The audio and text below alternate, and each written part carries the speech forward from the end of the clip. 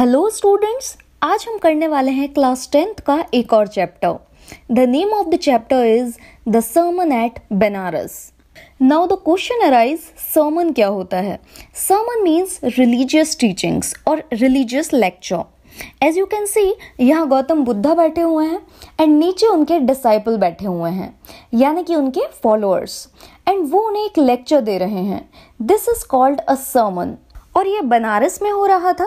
बनारस एक बहुत ही famous and old place है जो लोकेटेड है banks of the river Ganga, and इसलिए इसे एक रिलीजियस एंड होली सिटी माना जाता है। सो इस चैप्टर में गौतम बुद्धा ने जो हमें सर्मन दिया था बनारस में, उसके बारे में बताया जा रहा है। गौतम बुद्धा जब बॉर्न हुए तो उनकी लाइफ शुरू हुई थी एज ए प्रिंस। वो एक रॉयल फैमिली में पैदा हुए, राजा के घर में उनका जन्म हुआ और उनका नेम था Siddharth Gautam. And north India के कोई राजा थे जिनके यहाँ उनका जन्म हुआ था। सो बात तब की है जब सिद्धार्थ 12 साल के हुए तो उन्हें पढ़ाई करने के लिए अपने घर से दूर भेजा गया। वहाँ उन्होंने होली स्क्रिप्चर्स पढ़े और 4 साल बाद जब वो वापस आए तो एक प्रिंसेस के साथ, एक राजकुमारी के साथ उनकी शादी कर दी गई। अब सिद्धार्थ गौतम और उनकी वाइफ का एक बेटा भी हुआ और 10 साल तक उन्होंने रॉयल जिंदगी जी, जैसे राजा महाराजा जिंदगी जीते हैं वैसी जिंदगी ही उन्होंने जी। जब सिद्धार्थ गौतम 25 साल के थे, इससे पहले उन्होंने कभी दुनिया में सफरिंग्स नहीं देखी थी। लेकिन जब वो एक दिन शिकार करने गए तो उन्होंने क्या देखा? उन्होंने देखा एक बीमार व्यक्ति। वो आगे चले तो उन्होंने एक बूढ़ा व्यक्ति देखा और फिर वो थोड़ी और दूर गए तो उन्होंने एक फ्यूनरल प्रोसेशन देखा। एक आदमी को जलाने या दफनाने ले जाया जा रहा था। और फिर उन्होंने एक मंक देखा, संत देखा जो भीख मांग रहा था। सो ये जो 4 सीन्स हैं, ये मेजर टर्निंग पॉइंट है सिद्धार्थ गौतम की लाइफ में। और इस टर्निंग पॉइंट से उनके विचार, उनके वे ऑफ थिंकिंग में भी चेंज आया, जो कि हम आगे जानेंगे।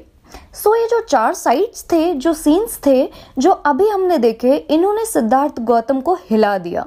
और वो इतने ज़्यादा हिल गए थे कि उन्होंने दुनिया त्याग दी और ये ज्ञान जानने के लिए वो निकल पड़े। वो ये जानना चाहते थे कि लोगों को दुख क्यों होता है, और इस रीज़न को जानने के लिए उन्होंने अपनी दुनिया छोड़ दी, अपना राजपाट त्याग दिया और वो ये सच जानने के लिए निकल पड़े। 7 साल तक गौतम इधर उधर भटकते रहे। वो इस सच के ज्ञान में थे कि हमारे जीवन का एम क्या है, गोल क्या है। और फाइनली वो एक पीपल के वृक्ष के नीचे बैठ गए और उन्होंने ये कसम खा ली कि जब तक उन्हें इस ज्ञान के बारे में नहीं पता चलेगा कि जीवन का सत्य क्या है, वो यहाँ से उठेंगे नहीं। वो 7 दिन तक इस ट्री के नीचे बैठे रहे। उसके बाद उन्हें एनलाइटमेंट मिली और उन्होंने इस ट्री को नेम दिया बोधि ट्री। ये बहुत ही फेमस ट्री है, जिसे आज एक हेरिटेज साइट माना जाता है। द बोधि ट्री, इसी ट्री के नीचे 7 दिन बैठने के बाद सिद्धार्थ गौतम को एनलाइटमेंट मिली और फिर उन्हें बुद्धा के नाम से जाना जाने लगा। बुद्धा का मतलब है एनलाइटन, जिसे सच का पता चल गया है। और तब से सिद्धार्थ गौतम का नाम गौतम बुद्धा पड़ गया। बुद्धा ने अपनी पहली सर्मन यानी कि रिलीजियस लेक्चर, उनके मॉरल टॉक, उन्होंने दी बनारस सिटी में, जो कि एक होली प्लेस है और गंगा नदी के किनारे नहाने के लिए सबसे अच्छी जगह है। और इस सर्मन को आज भी बहुत संभाल के रखा गया है। गौतम बुद्धा ने अपना ज्ञान बांटा अपने डिसाइपल्स के साथ, और वो किस चीज़ के बारे में है वो ज्ञान? एक ऐसी सच्चाई के बारे में, एक ऐसे दुख के बारे में जिसे कोई कभी नहीं समझ सकता। वो दुख क्या है? उससे पहले हम एक कहानी पढ़ेंगे। अब एक लेडी थी जिसका नेम था किसा गौतमी। उसका एक ही बच्चा था, वो मर गया। वो इतनी ज़्यादा दुखी थी कि वो इस फैक्ट को रियलाइज़ ही नहीं कर पाई कि उसका बेटा मर गया है। वो अपने मरे हुए बच्चे को गोदी में उठाकर आसपास के नेबर्स हैं उनसे मदद मांग रही थी। एंड सब लोग वहाँ पर उस लेडी को पागल कह रहे थे, क्योंकि उसका बच्चा मर गया एंड अब कोई भी उसे ठीक नहीं कर सकता है।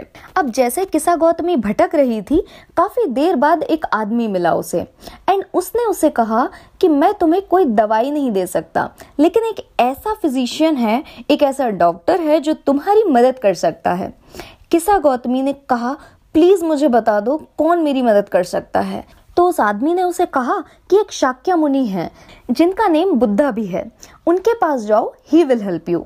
अब किसा गौतमी गौतम बुद्धा के पास पहुंच गई और उन्होंने उनके पास जाकर अपना दुख प्रकट किया और कहा, भगवान जी, मेरे बच्चे को ठीक करने के लिए मुझे कोई दवाई दीजिए। तब गौतम बुद्धा ने किसा को कहा, मुझे एक मुट्ठी मस्टर्ड सीड्स यानी कि राई के बीज चाहिए। किसा गौतमी बहुत खुश हो गई क्योंकि ये तो बड़ा ही आसान था। तो किसा गौतमी कहती है कि ठीक है, मैं राई के बीज ले आऊंगी। तभी गौतम बुद्धा ने आगे बढ़ते हुए कहा कि जो राई के बीज हैं वो ऐसे घर से आने चाहिए जहां से किसी ने कभी किसी बच्चे को, हस्बैंड को, पेरेंट को, फ्रेंड को ना खोया हो, यानी जिस घर में किसी की भी डेथ नहीं हुई हो, ऐसे घर से तुम्हें ये मस्टर्ड सीड्स लाने हैं। अब किसा गौतमी बड़ी ही फुर्ती में घर घर गई, वहां पे जाकर राई के बीज मांग रही थी। सब लोग उसे राई दे देते हैं, लेकिन फिर क्या होता था, किसा गौतमी उन लोगों से मस्टर्ड सीड्स लेने के बाद पूछती थी कि क्या आपके घर में बेटे की, बेटी की, पिता की या माँ की किसी की भी डेथ हुई है? तो सब घरों में यही जवाब मिलता था कि जिंदा लोग तो कम हैं, मरे हुए तो बहुत ज्यादा हैं। तो इससे किसा को पता चला कि हर घर में कोई ना कोई तो मरता ही है, और सब किसा को कहते हैं कि ऐसे सवाल पूछकर हमें हमारे दुख याद मत दिलाओ। और किसा गौतमी को ऐसा एक भी घर नहीं मिला जहां पर कोई मरा ना हो। किसा गौतमी थक गई इतने घरों में जा जाकर। उसने यही सवाल पूछा, लेकिन उसे हर जगह से नो में ही आंसर मिला, क्योंकि हर घर में कोई ना कोई तो मरा ही था। सो किसा गौतमी को कोई मस्टर्ड सीड्स नहीं मिले और वो सड़क के किनारे बैठ गई और शहर की लाइट्स जो टिमटिमा रही थी उन्हें देख रही थी, और देखा उसने वो एकदम से बंद हो गई।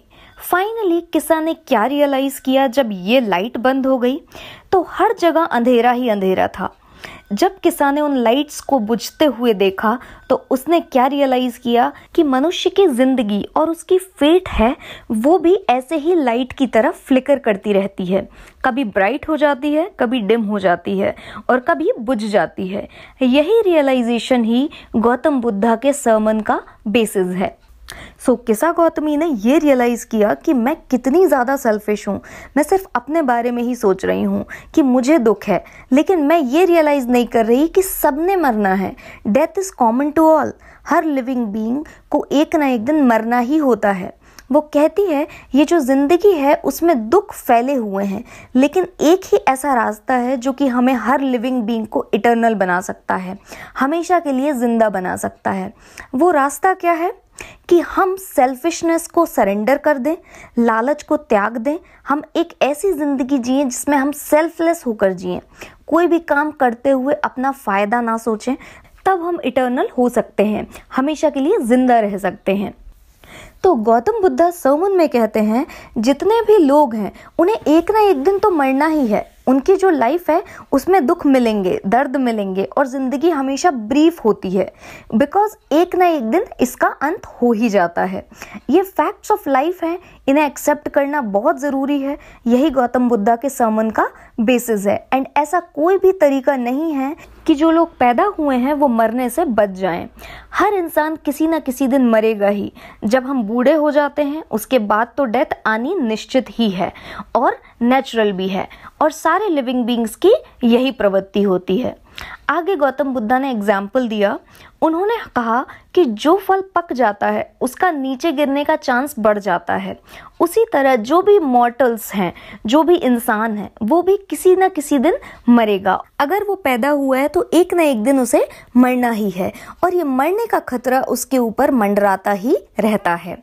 अगेन गौतम बुद्धा एग्जाम्पल देते हुए कहते हैं जितने भी मिट्टी के बर्तन होते हैं जिन्हें कुम्हार बनाता है, उनका अंत कैसे होता है? उनका अंत होता है टूटने से। जब वो बर्तन टूट जाता है तो वो एंड हो जाता है। ऐसे ही हर लिविंग बीइंग की जिंदगी है, फिर चाहे वो जवान हो, कोई एडल्ट हो या कोई फूल हो या समझदार ही क्यों ना हो, सबके लिए मौत एक जैसी है। सब एक ना एक दिन मर जाते हैं और यही जिंदगी की सच्चाई है। फर्दर गौतम बुद्धा ने कहा कोई अपनी मौत से बच नहीं सकता, कोई भी अपने नियर वन को बचा नहीं सकता। एक बाप अपने बच्चे की जिंदगी नहीं बचा सकता, कोई भी रिलेटिव अपने रिलेटिव की जिंदगी नहीं बचा सकता। तो वो कहना चाहते हैं कि हम जिन्हें प्यार करते हैं उन्हें भी हम मौत से नहीं बचा सकते।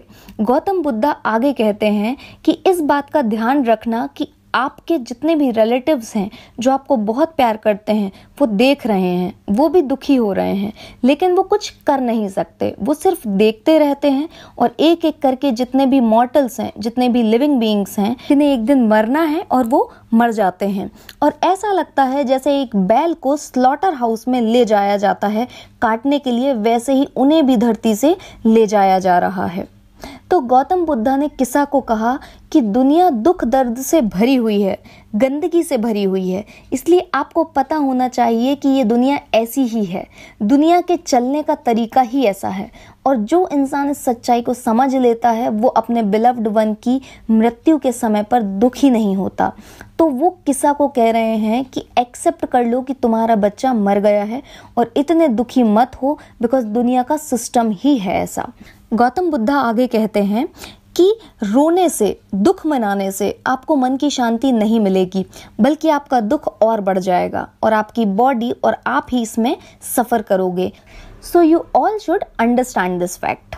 ये सब कहने में तो बड़ा आसान लग रहा है, बट जो इसको एक्सपीरियंस करता है उसके लिए ये बिल्कुल भी आसान नहीं होता।